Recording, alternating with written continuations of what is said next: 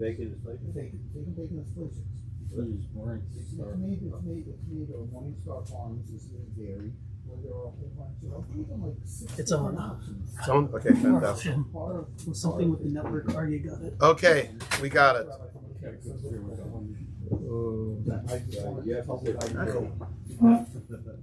Have a cup of coffee. Okay, thank you everyone for coming and for your patience till we got the tech on. You know, it could be a topic like this might be banned from the internet. So that could be the reason behind it. Today's share is entitled The Thursday Night Chulent, the Great Thursday Night Chulent Hock. Is a big controversy erupted over the past week after Tshuva, which you have in its entirety on your Marmakomos, was published from, I'll talk in a moment, the Chashuv Posek, about the concept of eating Chulent on Thursday nights. Now, I first want to give a little background how Chulent has evolved on Thursday nights. We'll talk about the issue, and we're going to go through the psak. And this is definitely a psak. I don't remember the last psak where I heard so much noise and people hocking about it. You know, it's a tribute to how far-reaching the share goes. I was mobbed on Shabbos. Like, this was a topic which was so people had very strong feelings about. And I urge those watching, as well as those listening right here, that all I'm saying is give peace a chance. We're going to go through the share topic, hopefully well, and tune in to the end. Get the whole context of the share to see how a question like this is judged, is balanced, and don't rush to conclusions. Definitely don't rush to sound bites. You got to hear hopefully the whole presentation. Now, in the firm world, we'll start first in the yeshiva world, because I believe this is where it started.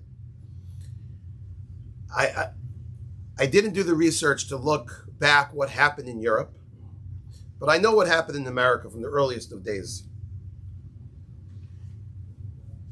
There always was a thing in yeshivas that Thursday night Bachrim would stay up late. That's something that's been going on for sure in America. Okay, the American Israeli yeshivas picked it up too. To learn? But people would stay up late Thursday night to learn. No, watch Cobra. There would be in shiurim in yeshivas, they would have the Rosh Yeshivas many times would give shiurim on Thursday nights. Back in the old South 9th Street, Thursday nights, or David Leibowitz used to give a exciting share. The guys are up quite late. Scheinberg followed after his famous Mishmar Shilas. And this is something which grew all across yeshivas, that Thursday night was a time that people learned late. Some of the tainas, Thursday night, maybe a husband and kollel could be helpful at home, but it was always a thing. Thursday nights, hopefully Friday afternoon he would do that, but Thursday nights was specifically a time that people, I would use the word, crammed in extra learning before Shabbos. I think with the idea that, okay, chaperein, grab learning now on Thursday night, and Shabbos, you have a little time to rest. Now, unfortunately, sometimes in yeshivas, especially Eretz Yisrael has this, that come Friday, nobody's up, nobody's learning. Sometimes negative effects of late Thursday night means no Friday morning. And yeah. So Rabbi Sharfman spoke a lot about that. And a lot of yeshivas, to address that, gave, exciting shiurim also on a Friday morning to make sure that they attract Talmidim. But there definitely for a long while has been a minhag in yeshivas that Thursday night mishmar, that people would stay up and learn late Thursday nights. I myself am guilty of the such. On a Thursday night, I have the schos of giving 3 shirim. From 8:30 and on, I'm giving 3 shirim. I give a shir to the Mesifta on Ksos, part of a Kol Chabura. After that, and then I give a Ksos shir to the Beis Medrash to the wee hours of the morning. That's my normal Thursday night. Now, it also has become a custom that, look, Talmidim are staying up late. So just like when you stay up late on a Shavuos, what are you looking forward to? The cheesecake in the morning. So you stay up late. Jews, we live by the food. What does shir be without food? So, there's no shir on Tisha B'Av. So, Lamaisa, it evolved that Chulent was the go-to food on Thursday night. Personally, for example, I give these 3 shirim on Thursday night. Each one of them serves Chulent. Different kinds. Still, I could be eating, 3 different Chulents every Thursday night. Chulent also gives you a taste of Shabbos Michael, gets you into the... Yes, that's good, and that we'll see perhaps might be bad. So that's step 1. What has evolved in the yeshiva world? Thursday nights were always set aside for extra learning, later learning, and with it came with the Chulent. What has evolved in many places, including pretty recently here in South Florida. Now, we are out of town. We are not an in-town place. But you know what? Over time and over, sociological factors, out-of-town communities could become a little more in-town. And recently, even over here, it's popped up. Besides Baruch Hashem, there's learning on Thursday nights. Sherman the Kolo.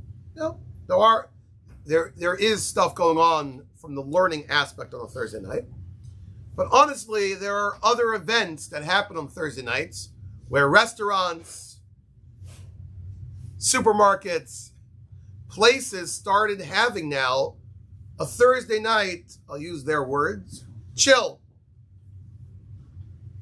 Where they have Chulent. Okay. It has evolved beyond Chulent now. Potato kugel, of course, kishka. Potato kugel. Custom grilled steaks. Poppers. Meats, right? Whatever steaks you want.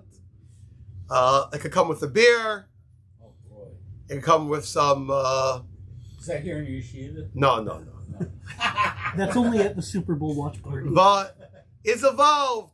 Hookah somehow snuck in. Right? It has evolved with all types of food, and it's a chill. They'll play games. The old generation of bingo night. So they have, Vegas style. Play games, eat Chulent, Thursday night. That's it. That's in your shoot, where you can have a bingo or you could have gambling. Yeah. Anyway, but that is the current state across the Jewish world. Is you have people, but there's one common denominator. Whether you're learning Thursday night or playing poker, there's one thing in common. You're all eating Chulent. Now, this is an issue which was recently raised to posek, not just any posek, probably one of the greatest poskim in the world today, Rabbi Yitzchak Zilberstein. Yitzchak Zilberstein is the son-in-law of Rabbi Yosef. It means he was the brother-in-law of Reb Chaim Kanievsky Zatzal.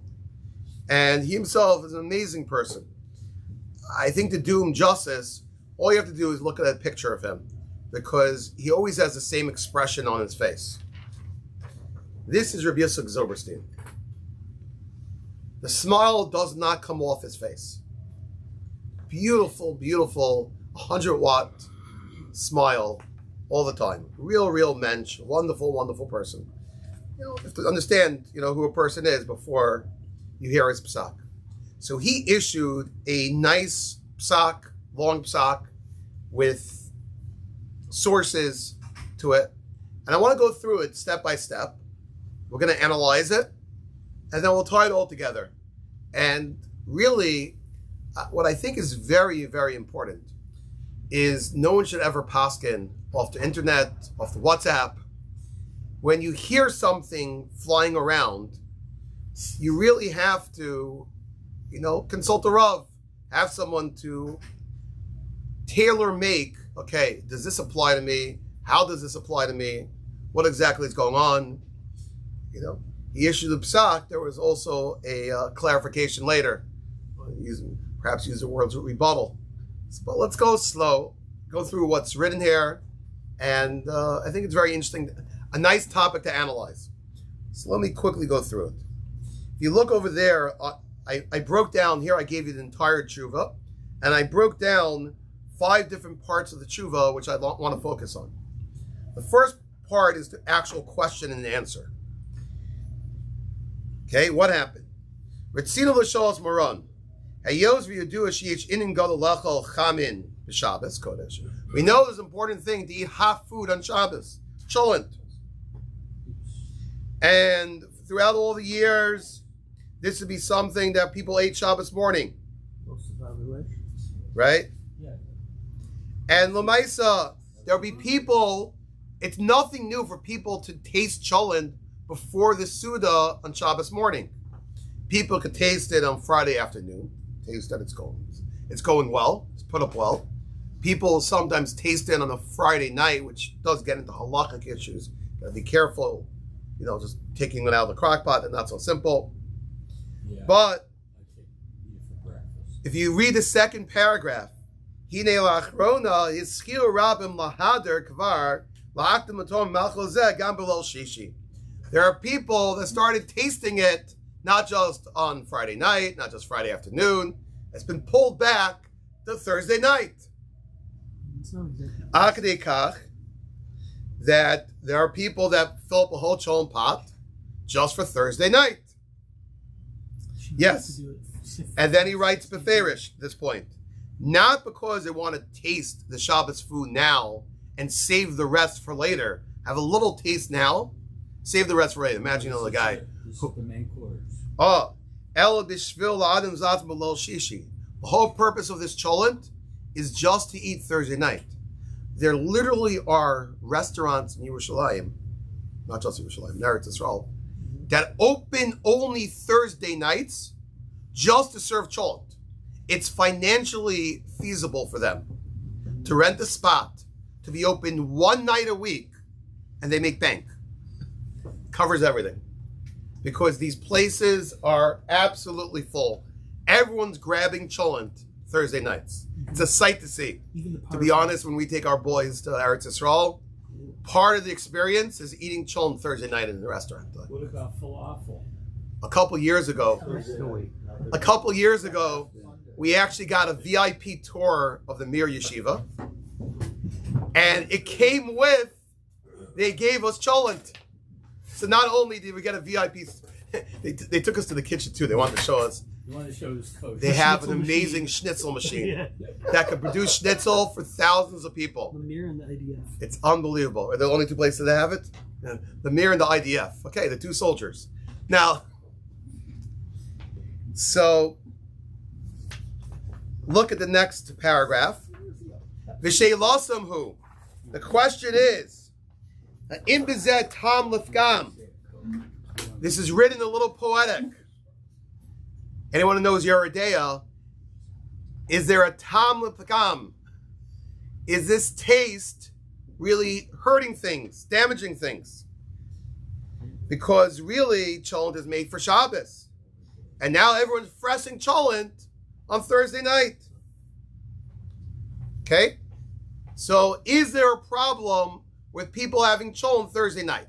That was the question which was posed by Yeshiva Bachrim to Rav Zilberstein. The answer is 3 lines, but his explanation goes on quite lengthy.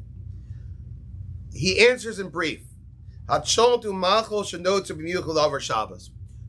was created by the Earl of Chulent specifically for Shabbos. The roll of cholent.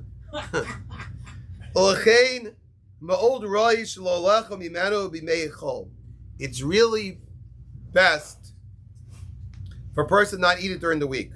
In order for you to honor Shabbos with the food. In the bari, okay.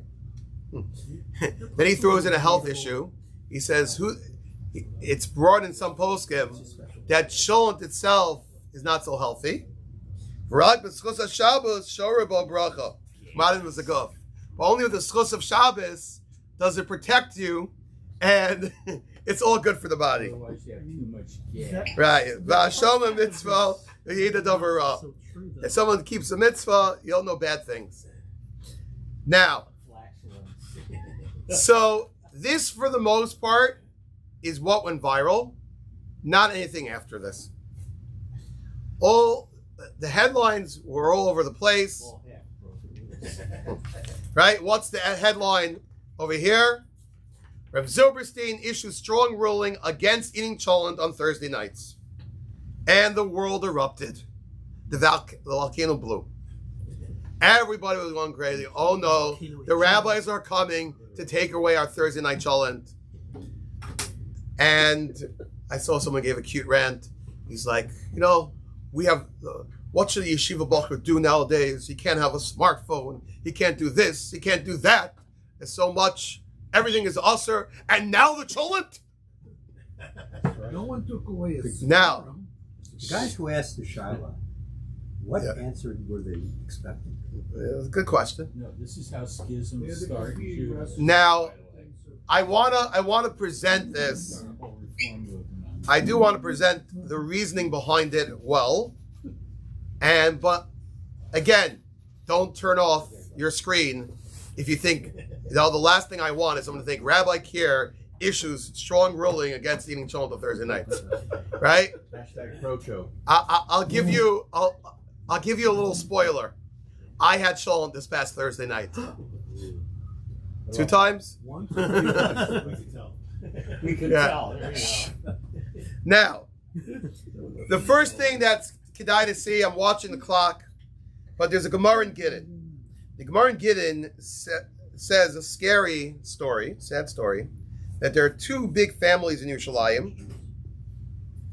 One would have its regular big Shabbos Suda on Shabbos day, and the other one, the Gemara's language, is on Erev Shabbos, and they both got wiped out. Okay, Rashi says, why? It's talking about a tragedy that befell an entire family. They got wiped out. Why? So Rashi says over there, one would make the Suda during the Rav's drasha. Right? The Kiddush Club was actually their Suda. They never went back into Shul. And they had a Suda Dafka during the Rav's drasha, and they invited all their friends. So yeah, don't expect a good ending from something like that. You got to respect the Rav. Okay? But what about this other family? They had it by Erev Shabbos. So Rashi explains very interestingly, Be'erev Shabbos, Be'leilei Shabbos. It means Friday night. What could be wrong about having a Suda on Friday night? The Rav is not speaking. What was wrong about the Friday night Suda?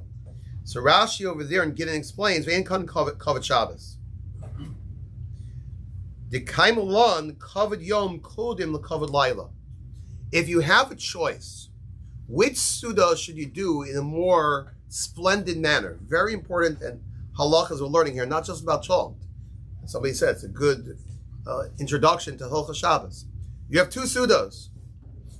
The answer is Shabbos day deserves more kavod than Friday night. Sometimes end up people doing the opposite. Friday night they make a lavish Suda, and Shabbos day they do anything but that. So that is black and white. Rashi over here is saying, really your Shabbos day Suda, if anything, should be more of a kavadik than Friday night.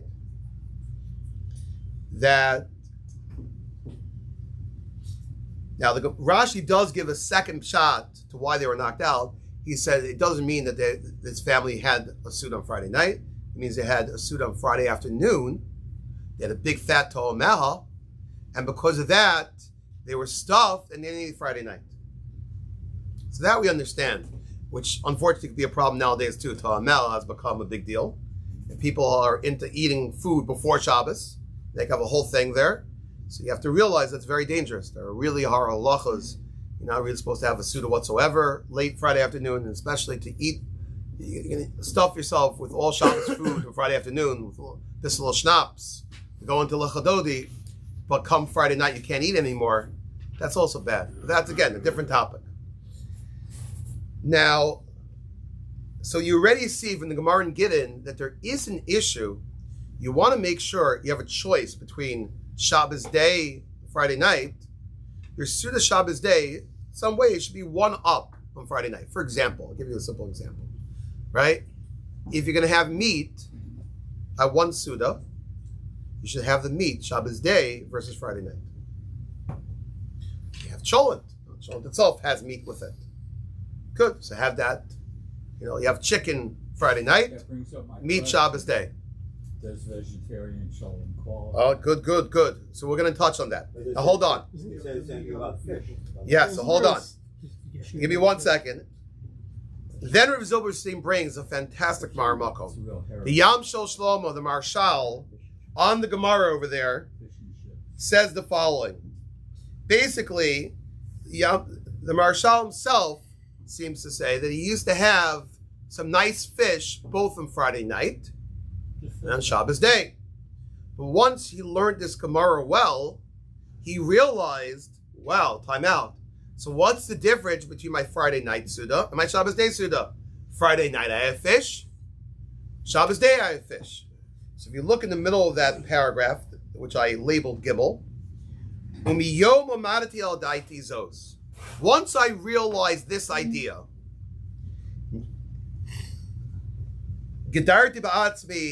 I made a personal gather. I stopped eating fish on Friday night. That's a specific thing. I specifically saved my fish. I only ate fish on Shabbos day, not both times. So even if I have lots of good food on Friday night, but there's one thing special that I have Shabbos day, which I don't have Friday night. What's that? Cholent. Oh, or in his case, fish. Now, this Yam Shel Shlomo is brought in the Shari Tshuva, which Mr. Brewer brings on every page, the Shari Tshuva. I'll get to you in a second. Hold on. in Reish Ayin Aleph. And the Shari Tshuva adds to it, I call it a shmooze. He says, because the Marshal himself holds that he would not eat fish on Rosh Hashanah, despite all the big simon of having the head of a fish, because he would save it for Shabbos day. So he bypassed eating fish on the Yontif of Rosh Hashanah to keep it for his special food that he eats Shabbos day. Isn't it a fish head? Huh? Isn't it a fish head? It has fish in it. There are two different things. One is the fish, and the other one is her head. So you can use the head of the fish as the one for the head. Now, hold on. Nimsa umikan nilmod kavachomar. Read the next paragraph. This is the real crux of his argument. Shem yishom nil malecho machol chavid b'sudas lol Shabbos.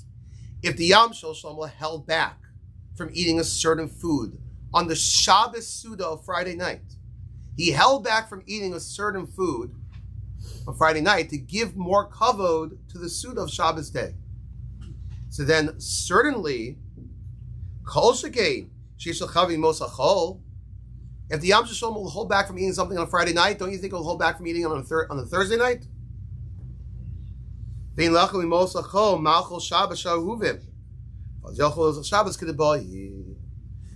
like the Marshal, the Yam Shel Shlomo, said, I'm not eating my fish on Friday night because I want to have that specifically only for Shabbos day. He started with both, but then he scaled back the Friday night. So he says, shouldn't you then therefore scale, if you're having Cholent on Thursday night and Shabbos day, you want to make it chashiv for Shabbos day, scale back, roll back your Thursday night. Don't eat fish on Friday Yes. night. Scale So- back.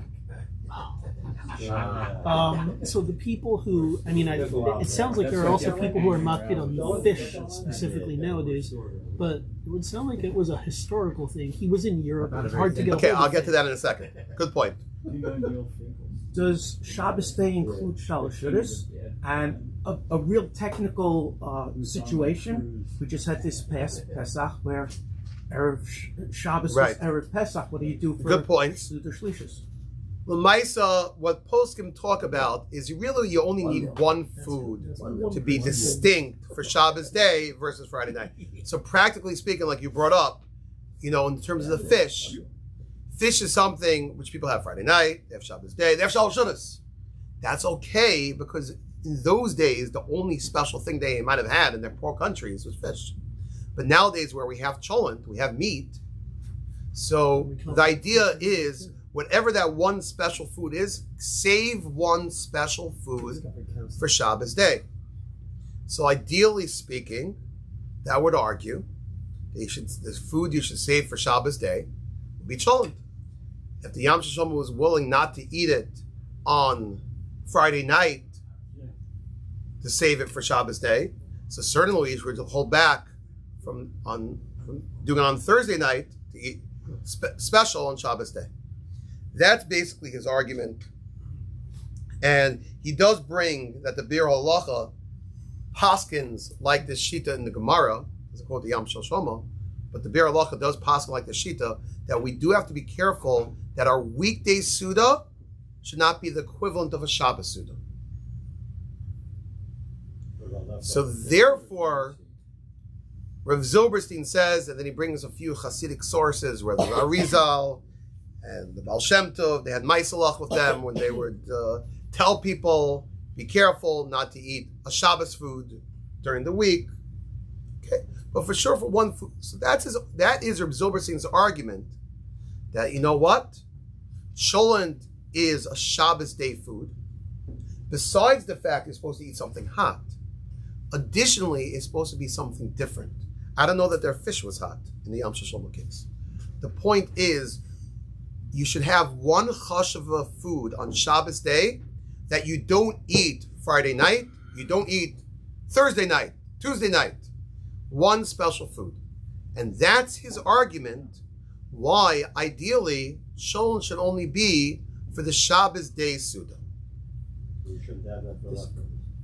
Now, What about this coming week? people could debate about this. Okay, Rebbe, comes out. What about a kiddush in shul?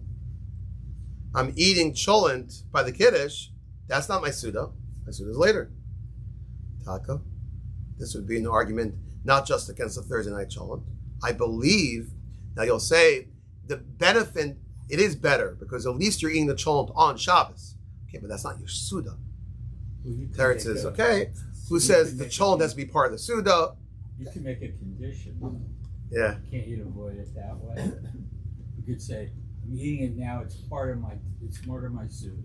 You could do that. Now, Lamaisa, I would say the following. Hold on. Hold on. That is beautiful. I like that. That's a tshuva from Rav Zilberstein. What I would like to point out is the following few observations. Number one is this, as we've talked about in other shiurim very clearly, it's so important every time you see a halacha to understand how strong that halacha is. Is it an absolute chiyuv? Is it a minhag? Or does it fall into a category below that? It's an inyan. There's a good reason behind it. How do you categorize a halacha? And sometimes, or for some people many times, people blur the lines, and things which are not halacha, not minhag, it could be a chumrah, it could be an inyan, is people just blur the lines and they treat everything the same. And unfortunately, that's wrong. someone unfortunately told me a story of a kid who was struggling with Yiddishkeit. So the first thing he gave up was Chol Yisrael. But it wasn't long after Chol Yisrael that he was by McDonald's. But there's a big difference. There's a world of difference. But unfortunately, if you grow up in a world where if you don't eat Chol Yisrael, then you're a guy, then taka, maybe there isn't such a difference. But that's not a good world to grow up in. The correct world to grow up in is where it's clear what everything is. That's my first point. And you see in halacha, the Mishnah Berurah brings down that if this food be mazik to you, you don't eat it, right? There's need to eat fish on Shabbos. Everyone knows I don't eat fish on Shabbos. Why don't I eat fish on Shabbos? Very good reason. It's mazik me. I'm allergic to fish. So you always have to know this chiyuv to eat these certain foods on Shabbos. It's not an absolute chiyuv. If it's mazik lo, this. Okay? Right? I saw, in this Corral, says an interesting child from Florida. He says if you live in a hot climate and you don't want to eat hot food because you're schwitzing already, could you get out of it? So he debates, the Mishnah Berurah uses the lotion if it's mazik you, is that defined as mazik or just, okay? But it's not an absolute chiyuv. That's point one. Point number two, the real source of this whole idea that Rabbi Zilberstein is portraying stems from this Yam Shel Shlomo. The Yam Shel Shlomo gives the following description. I underlined the words when I read it. And that's in Os Gimel, he uses the phrase, Umiyom Shem Omadati Al Daiti Zos. From the point of time where I had an epiphany, I understood it. Once he understood the importance of Kavod Shabbos and the idea in this Gemara that you shouldn't equate even the night Suda to the day Suda, so he made a change. Because he understood it, he acted upon it and made a change. Unfortunately, there are a lot of people that don't understand it, definitely don't understand the background of the share.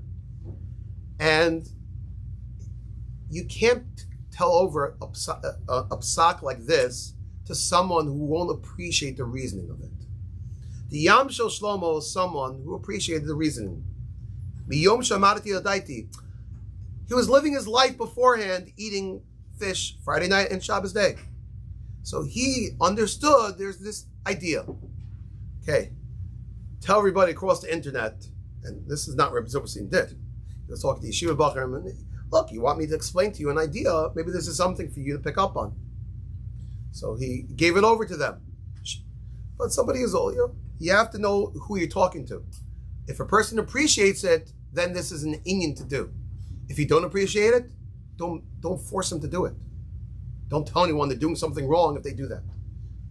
People have to understand Torah. It's not just something shoved down your throat. That's point two.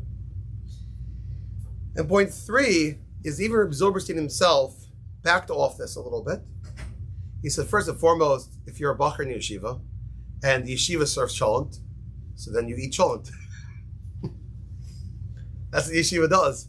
And Hagufa, if the yeshiva itself doesn't accept this psak or do this, 100% you can do that. People want to have a geschmack of food. It's easier to have Chulent than to buy them poppers. So it's easier for us to do this. Okay, so chashbon, they need something to stay up. Whatever it is. And, even these gatherings, I mentioned before, people get together on, on a Thursday night, and, even if they're not learning, but you know what? It's Jews gathering together, and you have to know where these people are coming from. I recently heard of, here in soccer, especially in South Florida, especially amongst Latin Americans, right? Soccer is the biggest thing. So I recently heard that there's a chevra that get together to watch every time Inter Miami plays. And recently, this chevra, now they have kosher food. So, oh my gosh, the turnished, usher, people gathering together to watch a soccer game, kosher food. You have to understand what the alternative was. They're going to a bar with a bunch of Colombians watching soccer. So is it better that they're there? Yeah, it's better that they're there. If it's somebody who otherwise would be in the base manage learning Ksos on a Thursday night, obviously for him it would be better to be in yeshiva. And Halgufa, we should serve Chulent so they're there and not over there. So everything has to be balanced. What's the right thing for each individual person? This is not a clear-cut black and white halacha. The Mishnah Berurah does not bring down this Yom Shel Shlomo. Shari Tshuva does. The Mishnah Berurah does not bring down this Yom Shel Shlomo.